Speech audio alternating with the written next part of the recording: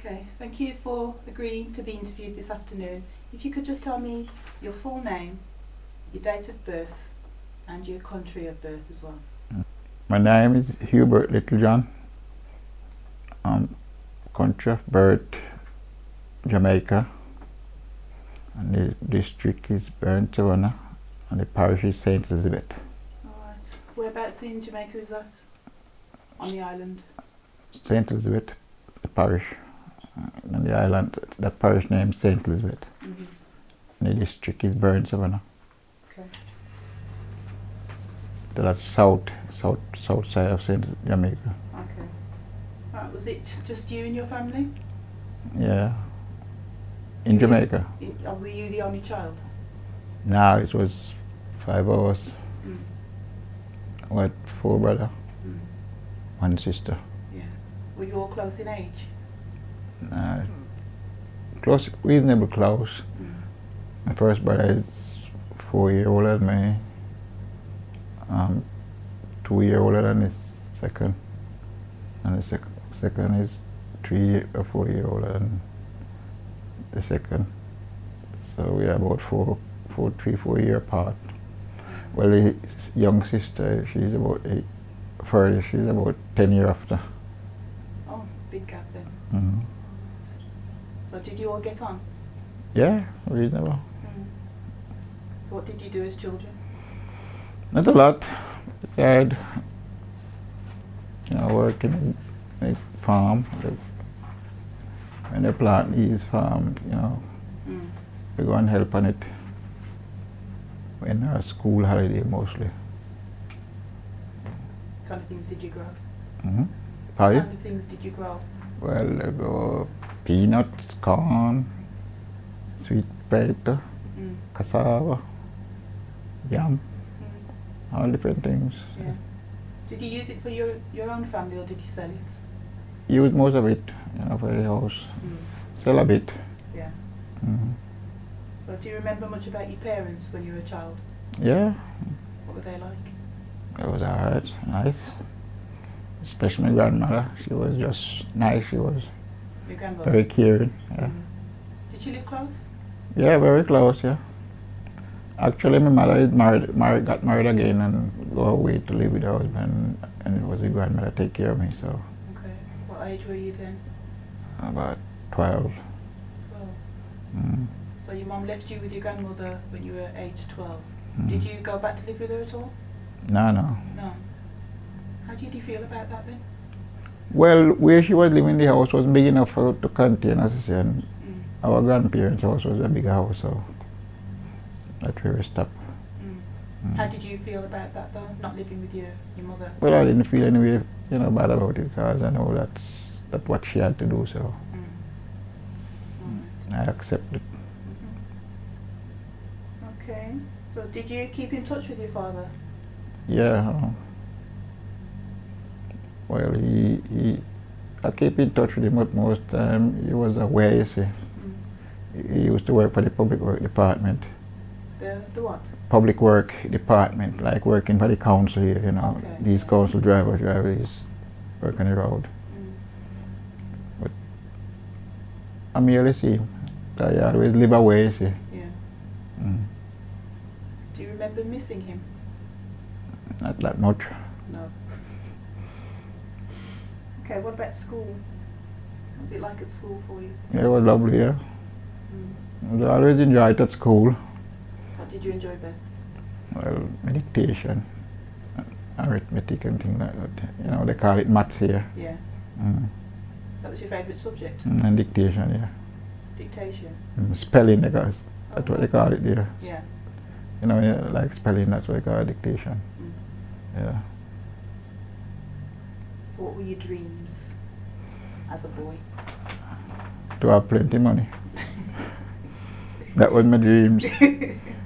So my mother asked me when I get older, when I was about 17, she asked me if I wanted to go to England. Yeah. Well, I told her no. She said, you got to go, because at that time my 2 uncles was here, Alfred and James, and a cousin by the name of Wilton. They first came over here from 1955. Yeah. So she said, they say it's alright, so you can go and try it and see what it's like. Not knowing that when you come here you can't go back. We thought it was like you come and spend 5 years and you can go back at the end of that 5 years. You know, like they go on farm work in America, that's the way it is, you know. But that's a completely different thing here. So I say, okay. But most of my young life spent here because I came here when I was 18. So I wrote back and tell her I don't like it here. She said, well, there's nothing you can do, I gotta stay here. So I said, okay. But in 5 years I shall be coming back. Okay. Yeah, but she said, you can stop here. As soon as Alfred and James can stop here, you can stop here too. Only want to come back to Rood. The rest about, but I said I didn't like it here because it was too cold. Yeah. So what time of year did you come to England? I came here in 1957, July. July. And it was cold in July? Cold enough. When you're coming from a hot country, you know. It wasn't like this, it wasn't as cold as this, but it was still cool, you know, especially at nights. What about your brothers and sister? Did they want to come or did they come after at all? They come over after I came, because I first come here. Yeah. So I sent for the older one and then the next one, Leonard.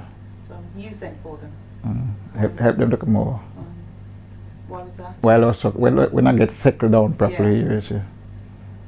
Why did you send for them? To come and try what it's like over here, you know, start yourself out, because there wasn't much work in Jamaica to go around for everybody, so you actually was doing nothing, you know what I mean, most of the time. So I sent for them to come and see what they can make of their life over here.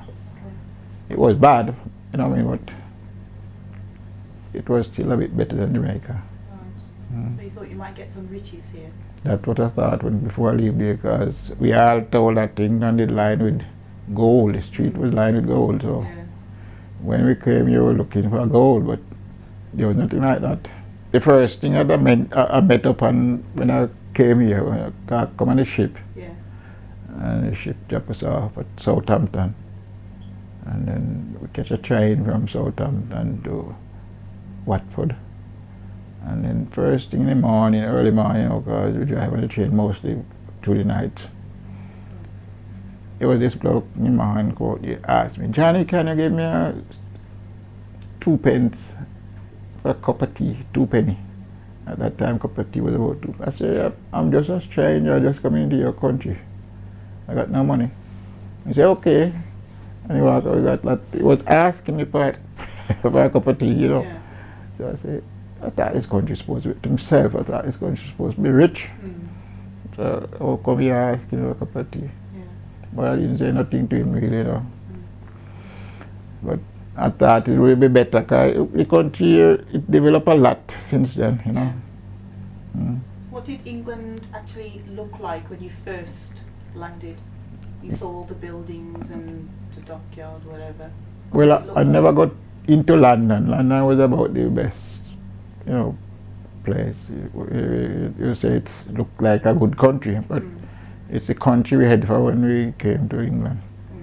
So it was all old-fashioned houses, you know, with them chimney on top of it. So we thought it was factory. Most of these chimneys, smoke coming out because it's pure coal they used to use. You know, I use central heating and things like that. In those days, it's only in like big building like London building in Wolverhampton and things like that. They use central heating.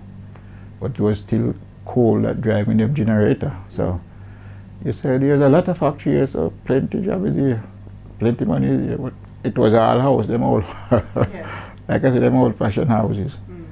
So when we came to, it was Hickman Street. We came to Sammy James' house. We stopped there. And was that in Wolverhampton? Yeah, down just by where your mom lived there. Them old house used to be there before they knocked them and built them flat. It's before my time. Yeah, they knocked them down before you were born and built flats there. And so I was living at Sam for about 4 years. And then my uncle, he'd buy a house, Alfred, and he said I must move to live with him, so I moved up to live with him. So and that is in North Street, just by same place up by Hickman Street here, just by Hickman Street. North Street, that the one that run beside the cemetery. Oh yeah. That used to be North Street. Was it? Uh, But it changed its name now then. I think so. Okay. What's it called now? The same Grace Lane come right the way around and Yeah. go back and drop you on the Wednesday Road. I don't know if it's North Street it's called, but that's the street where we used to live on. The house used to be by the cemetery, but they knocked them away and put the house on the left. Mm. Okay. So what's it like getting work then? Well, the work was here, but it was very cheap. Mm. You know what I mean? Say for instance, the first job I get when I come here, it was at the place they call Crown Stamping, that's on the Wednesday Wellingham Road. Yeah. That was about £3.50 a week. Was that not a lot then? What come to think of it, in those days, it wasn't a lot, but it was better than now, because you know, 50 pence could buy a lot of things. Yeah. And you pay £1 for your rent, for where you live, you know, and your food, and you get £3.50 come home with you. Still got money out of it for your pocket to go and have a drink and things like that. And Yeah. we used to drop a thing they call pan, £1 a week pan. So when your partner come, you know, you're alright, so you can send something back home for your old people, you know. So did you have a problem finding jobs? Later on, the people in here was very pleasant. You know, they got a job there, but too they didn't used to you as black people. They don't want, some of the manager them would take you in the factory, but the ordinary workers, Yeah. they don't want you to come to work with them, because they say they don't want these blackies, you know, to work with them. So it was kind of hard in some cases. Because say for instance, if this is a factory that pay good money, they don't want it, they don't have it here. That was the first thing when I went to work, when I leave Crown Stamp and go to work in Barnes. In where, sorry? Barnes, that on the Wellingham Road, Sabbath Barnes, a stamping place. Right. And they give you the job, Yeah. but they make sure that you're on the cheapest job. You know what I mean? Where you can't earn any money. They mostly put the white men on the, you know, the best job. So Yeah. we got to stick it out, because you got nothing else to do. You can't do anything. You know, nobody, no matter you complain, nobody gonna take notice. So it's either they sack you or something if you start complaining. So you just have to keep steady, you know, and just work a thing out for yourself, and that's it. Were there many black workers there? No, because there wasn't a lot of black people here at that time. See, probably in Windrush it was only Sammy House there, and a couple of Indian houses was in Bolton Road, and a couple in Hart Road. The Indian, because they come in the early days, like Sam, them come here 54, 55, you know. Yeah. So they was here before us, so it's only them few, and there wasn't much black people around. Very rare to see a black people, black person on the street. You know what I mean? So it was kind of timid, you know what I mean? So if you go in the pub, you kind of feel awkward, you know, because there wasn't any black person for you to talk to. Say, for instance, we go to the pub, it's like 3 of us as boys live in the same house, young men. We go to the pub together, because you don't like to go all on your own, because you don't know what they'll get up to, because at that time there was getting up the racism with these teddy boys and things like that, you know, so you don't go out on your own and things like that. So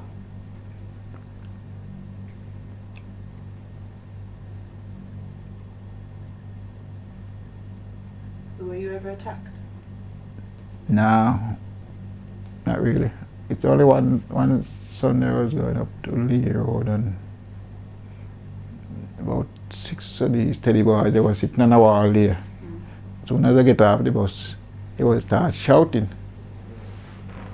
Well, I didn't take no notice of them. I carry on walking about my business. You know, so shouting abusive language, you know, and things like that.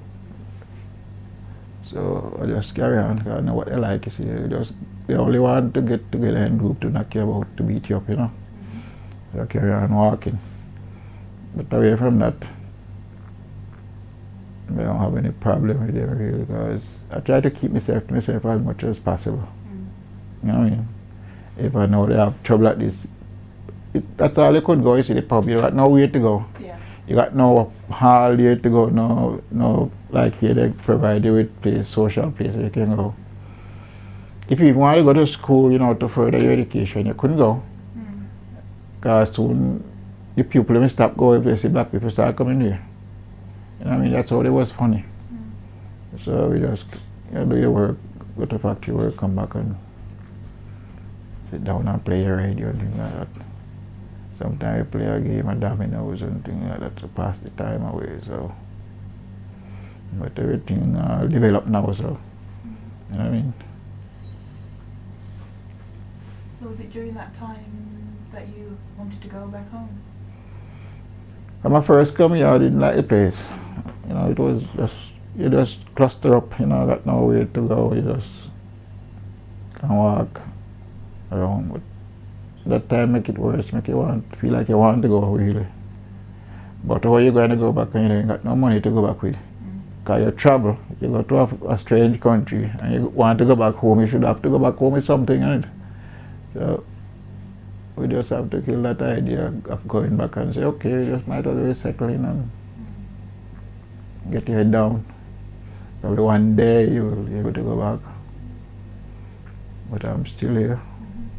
I went back a few times on holiday, but I'm still here. So what were some of the your worst experiences coming to England?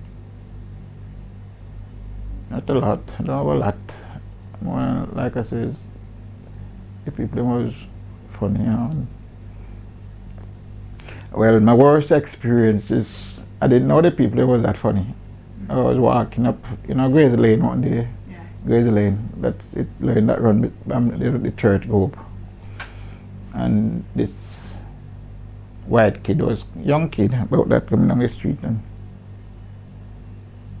he started running away and shouting for monkey, a monkey come monkey come in, mommy, monkey come in. Cause there was these old houses along there, see where the flats are now. They knocked them down and put up the flats there along there. So all along Grace Lane there, it was just these little houses. So I look at him and I start laughing to myself. So, see what I mean? That's what his parents told him. We are monkeys. So that's what they call us anyway. So we are monkeys. So whenever the child see us, they should go over the next side of the road and start run. Because we're going to hurt them. But I think it was all stupidness, old fashioned, they never really got the right knowledge of other people, other nation. Mind some of them do, but they just act stupid. Even now they still act stupid. Yeah. That's the worst experience. From that, I don't have no problem with them, man.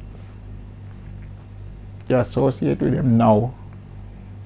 You just carry on normal, as if nothing wrong.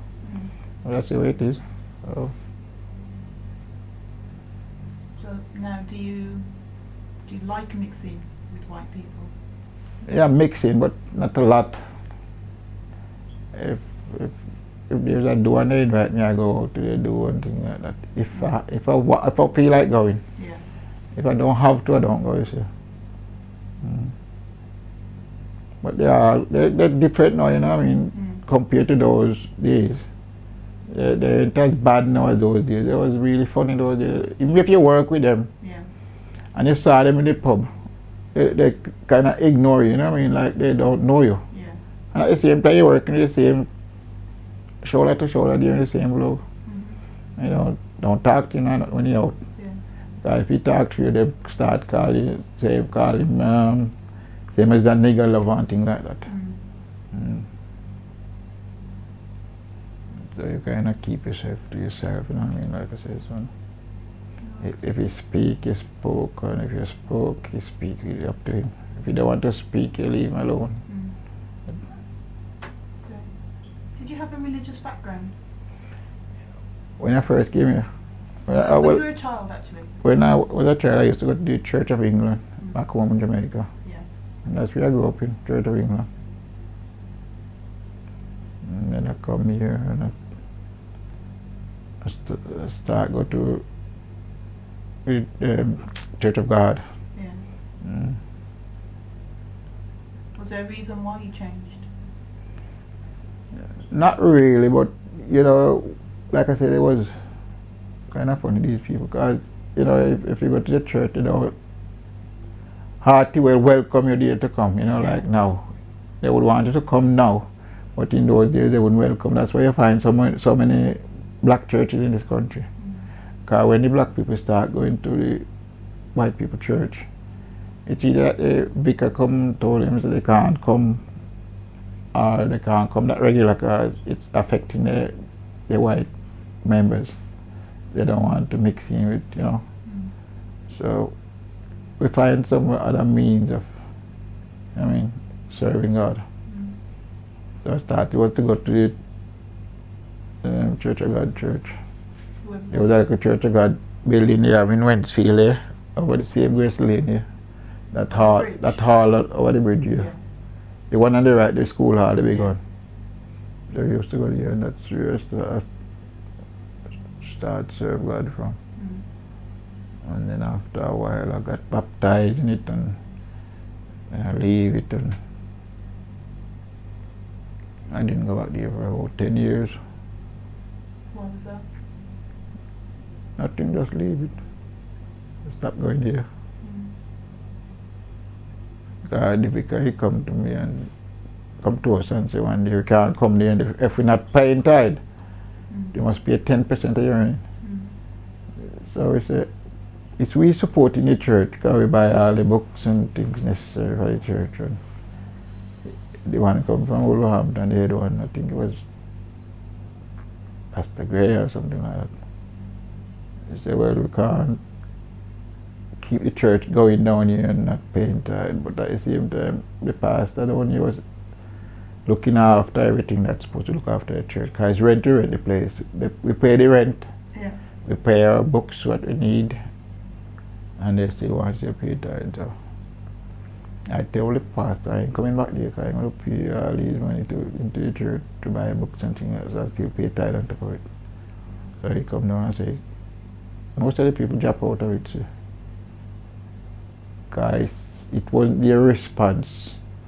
You know what I mean? The church wasn't their responsibility. The hall we rent and start keep our meetings here and things like that. So he say you can't carry on without officially, you know, booked by the head church. So you have to be officially booked and pay tithe and things like that. So I say I ain't coming back to your pastor. I didn't go back, so I was away from church for a long time.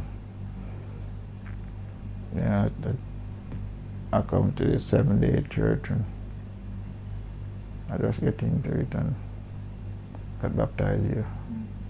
How did you find out about the Seventh-day Adventist Church? Well, let's see. It's a lady by the name of Sister Francis. It come here. Who? Sister Francis. Sister Francis. And she was visiting, I think. And Yeah. she come here and asked, you know, to start talking to us. And I said, okay, I'll come down and see what it's like. And I went down and I liked the sermon, what they preach, and you know, the attitude. And then I said, and then there was suggestion about baptism. We start getting Bible studies first, then I suggested baptism. So I told him I'd baptize already, so in the Church of God, if I have to baptize again. Well, the pastor said, yes, if I want to. So I decided to baptize in it, so that was it. So I'm there now. Well, how important is your religion to you? Very important.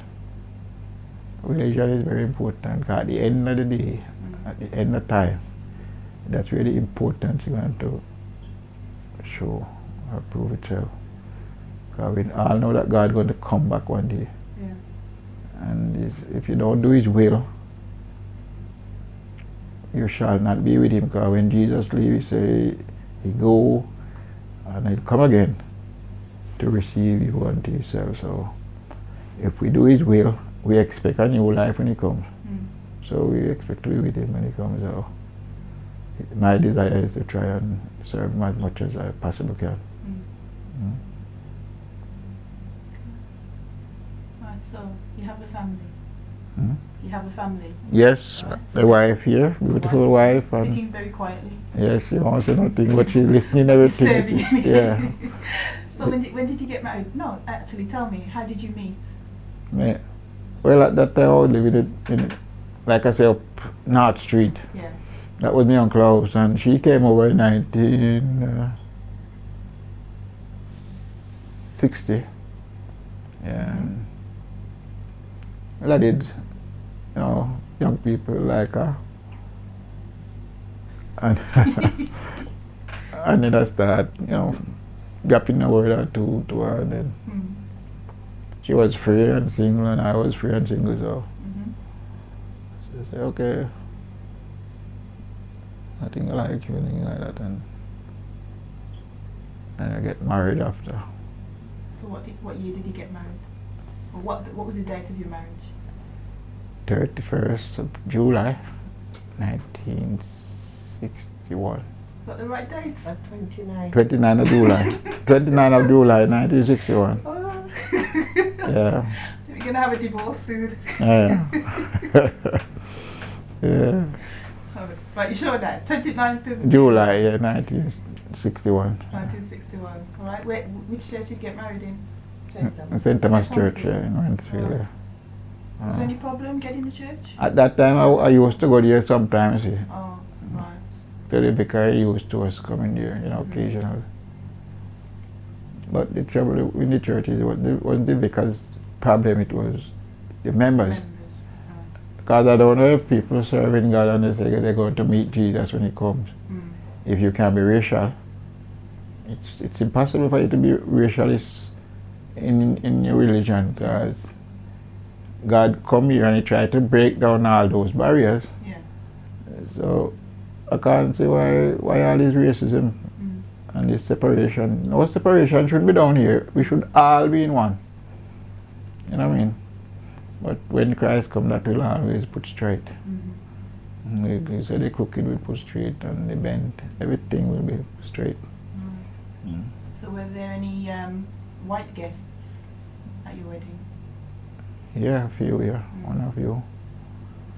And well, like I said, when I get married 61, I have the 3 kids.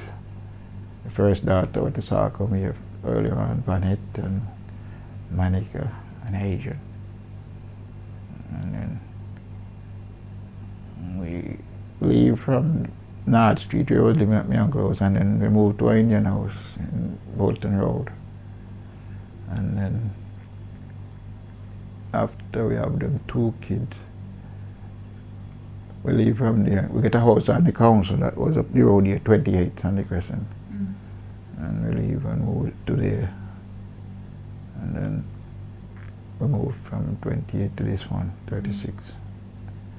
4 doors away, so this was a bigger house because I've got the 2 girls and the 1 boy, so I did need a 3-bedroom house, so the council gave me this. So this 1 year I get it out of the council, so it actually belongs to me now, so that's the way it is. So what was it like bringing up 3 children? It was very hard. It was harder on me, and it was harder on the wife as well, because she was working as well, and she got to take the first daughter to the nursery, and then the second one to Bolton Road, somebody to look after the second one while she have to go to work. At that time we never have the last one yet, so she have to come home, pick that one up, because at that time I'm at work sometimes, because I used to do shift work. Yeah. Where were you working then? I was working at Crown's, Vaughn's. Oh, still the same place there. Okay. And then she have to come home, pick that one up, and pick the one up at nursery. They got a nursery where you pay to keep it. And then you have to come in, wash nappy and things like that, because it's not like now you can always take your nappy out right away. No pampers then. Now you gotta wash them and get them dry. Especially when you live in a rent house. Yeah. You know, it was very hard. You got to dry them around lamp and things like that at night, and you know. So you never have a lot of opportunity. The few laundry what you have there was much good. You go and just wash them and you can't get them dry. But you don't have no really good dryer like how they have good dryer now. So you just go get the clothes and wash, pin them out and dry them around the lamp in the room and things like that. So The oil lamp. yeah, it was very hard, yeah. Everybody come here in those days feel it. Yeah. Yeah. Having kids, yeah. Them all grew up now, by God's grace. I hope that they won't have it as hard as we. Did you actually suffer from any racial abuse when you had your children with you? No. They kind of, the people kind of adjust themselves a bit. When I say the people of this country, Yeah. they adjust themselves a bit to accept it a bit. Even though they still have that bad attitude in them, but they kind of adjust themselves and say, okay, boys, I think they say, while we are here, they got to accept us. So they can't throw us out. You're not living with them. The only thing they can do is just stop giving you a job. If they don't want to give you a job, they don't give you it.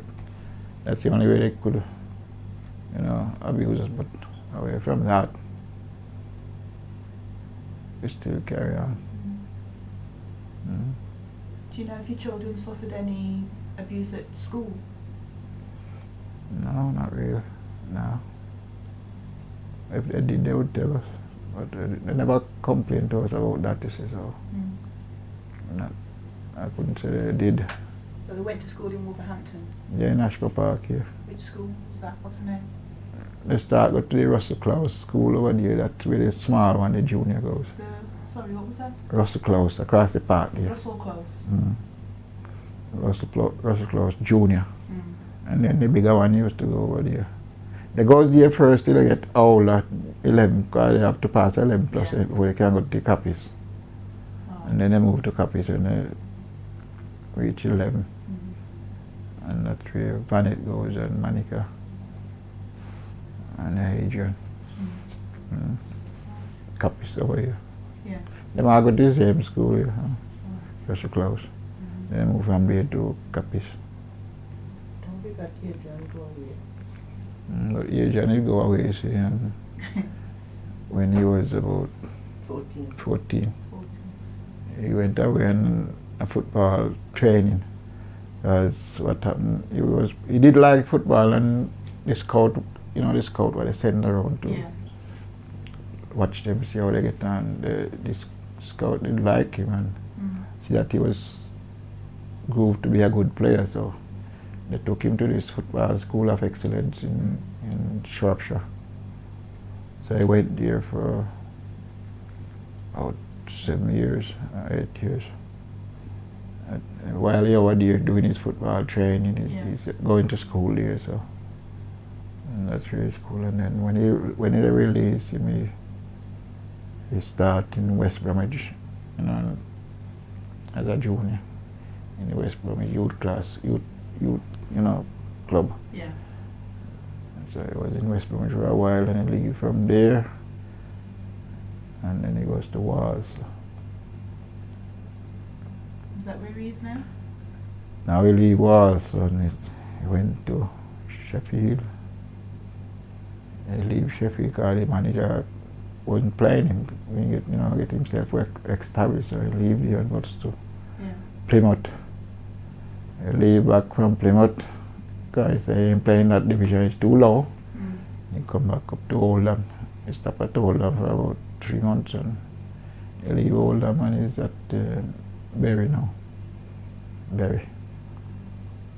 So at the moment he's playing for Bury Football Club. Yeah, but he still say want to leave here because it's second division club and they don't want to play that low. It was first, but they dropped down to second last season. So at the moment is Blackberry, so Mhm. that's it now. Okay, looking at your children, or my generation of black children, Mm. what would you say the differences are between your generation and your children's generation? Mm. My generation, when What's I was the difference when I was young. Bit- Do you Yeah, when- you mean when it you were that way? young. When I was young, growing up, my generation and my children. See any differences? Yeah, there's a lot of differences because what they can do, we couldn't do it when I was growing up young like them. What kind of things? Such as unruly, because you know the kid them very unruly now. They don't behave themselves, and Mm. soon as they reach certain age, they just think that they can do anything and get away with it. But when it was, say for instance, when I was 14, I got to do what my parents says. But now they reach 14, they just think that they can do anything. Mm. You know what I mean? And get away with it. It's different growing up kids in England, because in Jamaica it's stricter. Growing kids in Jamaica, if your parents are very strict, because you have a rule, you must live up to that rule. You have that certain principle you must live up to, Mhm. no matter who you are. Yeah. But here now, if you put their principle down, they still don't want to live up to it, because they just feel that, well, they shouldn't. Our days was backward days. They say it's modern time now, that's what they say it is. So. And there's not a lot you can do, because when you start doing anything, they go and fetch police, so try to restrict them. So I think they have it more easier than us in this generation. Yeah. Why do you think that they don't like to be disciplined as much? Why do you think they have that attitude? Well, I don't know really, because not everyone, some have that attitude.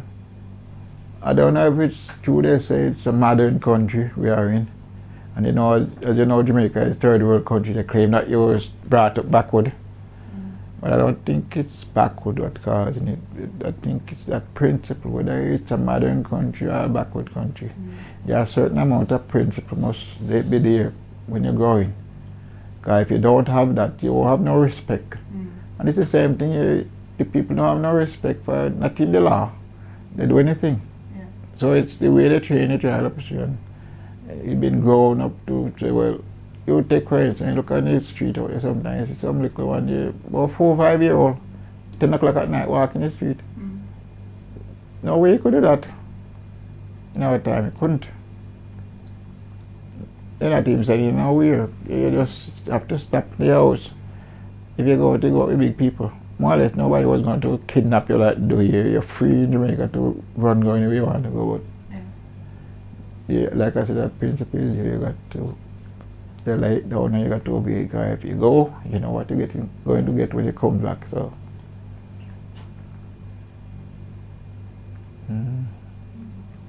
that's the way it is. So that's why I say they have it more easier than us.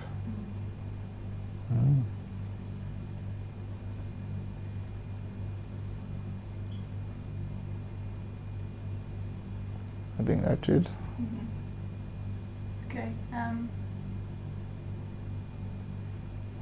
Did you ever get your riches and money? No, not what no. I haven't get no riches, but my little what I earn, I'm satisfied with it. I make myself happy on it. Because sometimes some people get riches, you don't know what they have to do to get it. You know what I mean? And I don't intend to do anything that's wrong out of the way to gain riches. I just like to earn my riches legally. Whatever I have, if I was to get rich, but I can't see myself getting rich anymore. I'm not poor, and I'm not rich. But I'm satisfied the way it is. Do you feel that you've managed to achieve any goals that you set for yourself? Yeah, some of it, yeah.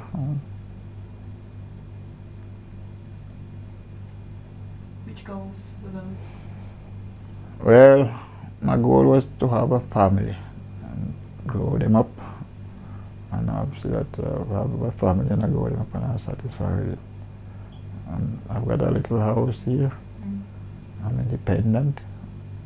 I don't depend on anybody for nothing. And I think that was one of my main goals. Mm. So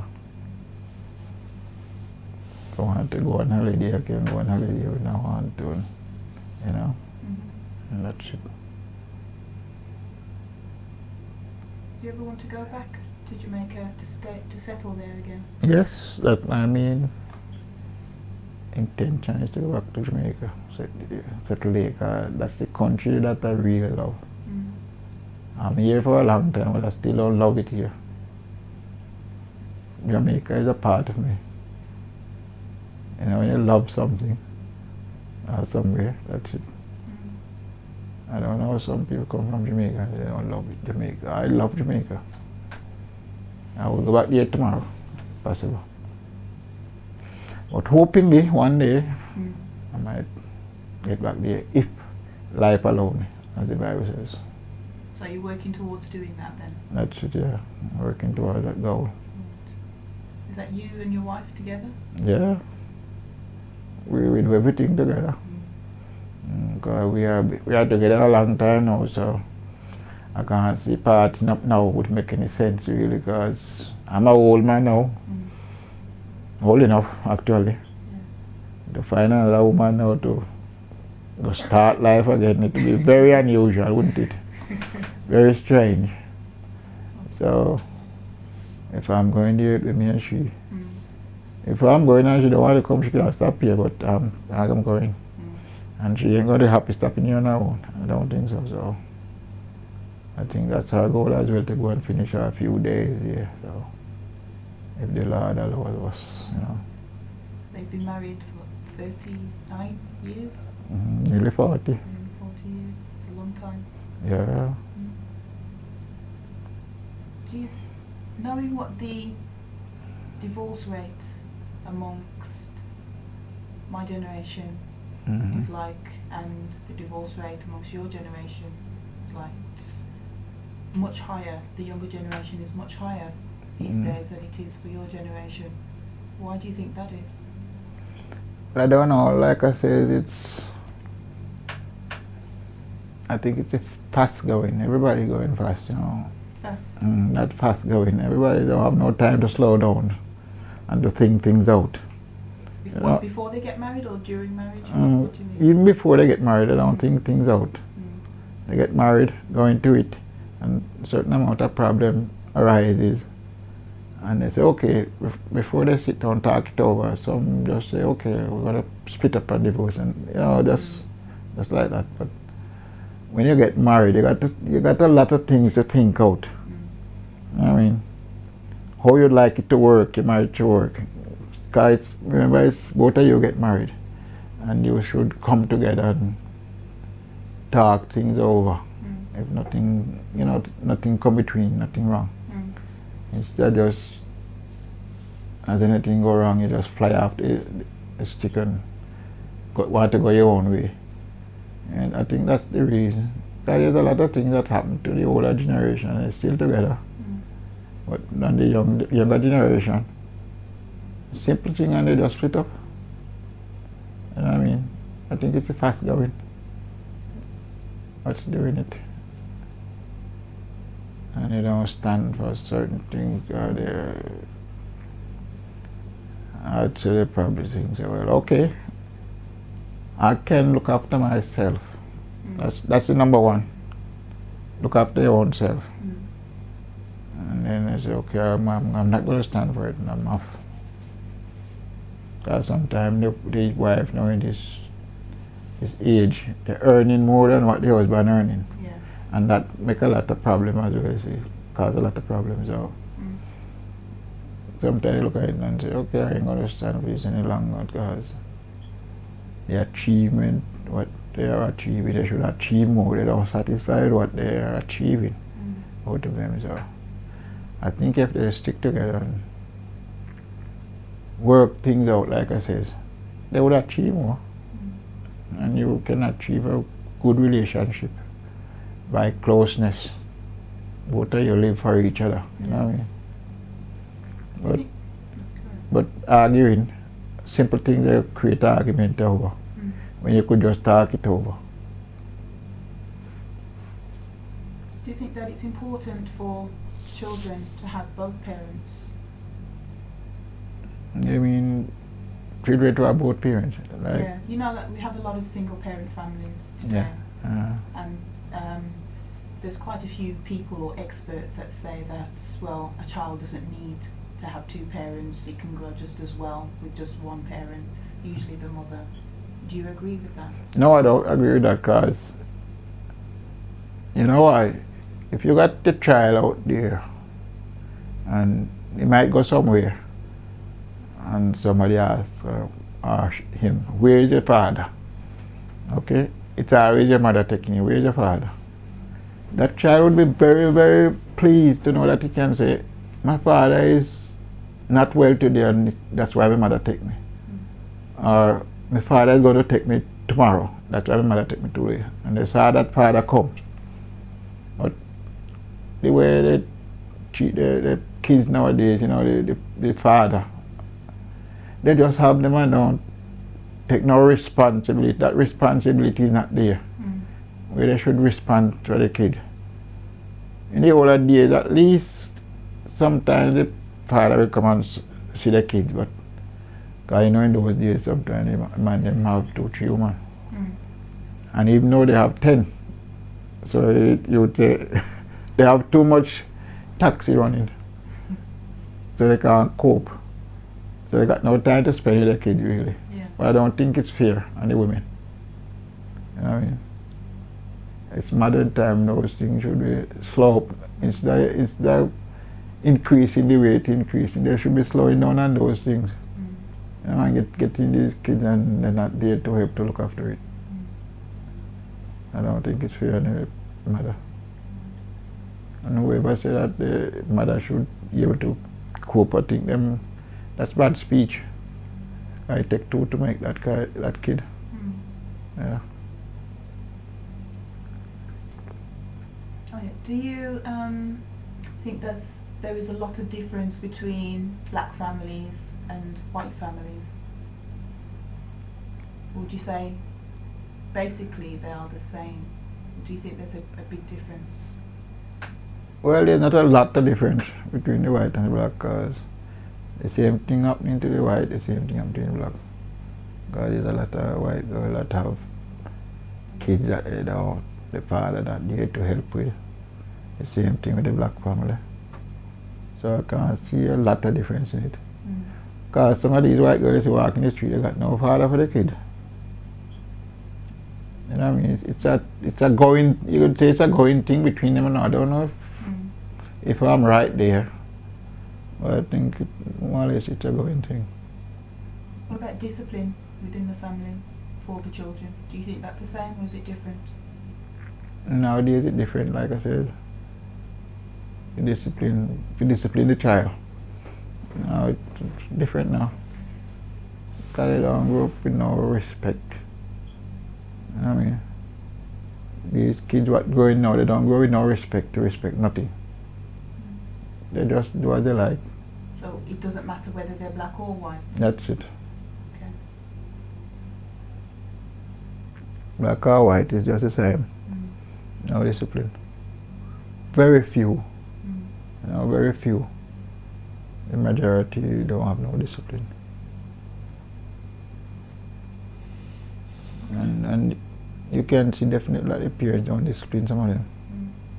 Because they just do what they like, and after they do what they like, you're going to try to discipline them. Start doing as they like, and then you don't take no notice, you give a blind eye to it, and then after when you see getting too bad or too worse, things getting worse, you try to discipline. That's too late. You should start to bend the child from it's young. You know what I mean? All right. Looking at your time in Wolverhampton, I'm going to wind up soon. Do you think it's changed a lot? Change. Yeah. Changed a lot, yeah. In what ways? Wolverhampton was a place where, you know, it was very cold, damp, and the houses situation was very bad. Mm. But now look how many new houses around. It become a city compared to what it was. Mm. Everything changed in Wolverhampton. You only used to have one bus run from Wolverhampton to Wensfield to the Albion pub. Turn back to Wolverhampton. There never used to be any house up here. National Park. This was one big field. Right? Yeah. Because it's only a long kitchen lane houses used to be when I come to England. Yeah. Then they start build up here. Because these places, most of these houses not more about 20 or 30 years old. I mean, so I'll see a lot of building built up around me in Wolverhampton, a lot of places. Old houses, complete street knocked down, and new places put up everything. So it was very bad in those times. But that's the way it is. You know, it was a war country. And they couldn't develop because most time they spend fighting war. Yeah. You know what I mean? The money what the government bring in fighting war all the while, because it used to be war in all different country. So they're probably dissatisfied with the way the country was, but they're modernizing a lot since everything quiet down now. Pit now kind of rubbish. Toilets. Now you see, like you have running water coming into your toilet now, you can just go and flush. First time you used to sit on the pit toilet and it's the hole down there. It's a hole? Yeah. Even North Street, Hickman Street, the whole lot of those houses, there was pit toilet. You never have any train to pull now flush. The drain run along under there and you go and there's a big drain run under there and take it to the sewage, you see. So you just go and sit on it, and you can ask any one of the older people them, so yeah. Even Hickman Street, that was pit toilet, we have enough flush toilet there. The whole place, Bolton Road, Hickman Street, North Street, New Street, that was a very rare you go to a house and see flush toilet, very rare. Was that the same in Jamaica or was that different? No, we in Jamaica use pit toilet, but remember it's a third world country. Different, okay. So you expected better when you came here? That's it, yeah. Oh. So when you come here see those things, you marvel at it, because the way they show the, you know, England, you thought it was a beautiful, rich country, but when you come to find out for yourself, you see that it was just as poor as Jamaica. It's the only thing they have here is a little job, they work, that's all they have here. And they was asking for workers to come here. We didn't ask to come here, you know, they asked us to come here. But they act with us as if we asked to come here. They never one night put up a black person in this country. Neither the government nor the ordinary people. And just we have to find way out of it. Between the older one, you know, them older one that came here before us. We have to just move around them, and they give us room to live and rent, and then you take your time and buy your own place. And we have come here 6 months in one room. It was very bad them time. So how do you feel when you see on TV the refugees that come from different countries and they're putting them up in hotels and bed and breakfast? Well, yeah, I see. You could see where they was acting really bad with us. Because when you come to the country, okay, there's a come to England, it's a prosperous country, and there's a prospect of you to make a fortune. Now you come here, the government don't find a way and means to say, well, okay, you're immigrant coming from one of our island then, because Britain was ruling Jamaica. We got to start out something for them somewhere for them to stop. They don't start out nothing, they just take you, drop you on the ship at Southampton. They show you where the train is, you have to pay a train fare, come to, well, I got to come to Watford. And from Watford to Wolverhampton. And there was a chap by the name of Mackety come and pick me up at the railway in Wolverhampton, low level. And when you come to Hickman Street, you live there for a few years, you know, and then you thought they got a lot of sign up, room for renting. Yeah. You know, the white people, because sometimes they don't not even live in the house, they just rent it out. But they're not renting it to black. No black and Irish. Yeah. No Irish and black. That black means no Indian, Jamaican, African. Yeah. They don't want Irish either because they never like Irish people. So it was very ticklish when they come here. But we still fight it out and come out more than conquerors. Yeah. So do you feel it's unfair when you see immigrants now? Or refugees now? Well, you see, I wouldn't say it's unfair, but because some of these countries Britain used to rule, let me see. Britain run them most of the time. Where these refugees coming from? And Britain still getting benefit from them. As much as they're running away, Britain still getting benefit from some of these countries. Because the resource they come in here, sometimes the oil producing country. But owing to the government, or the government, you know, cheating the people here, they have to run away sometimes. Because they murder them for no reason.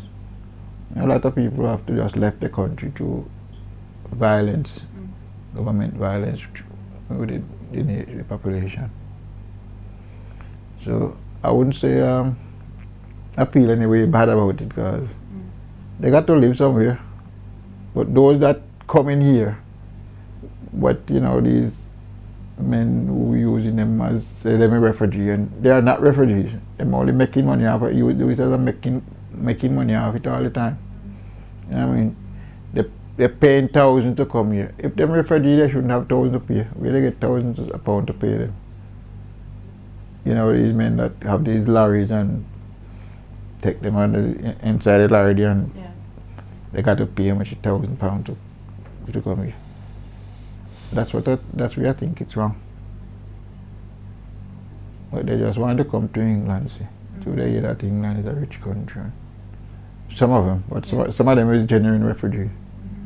Have to run away from atrocity.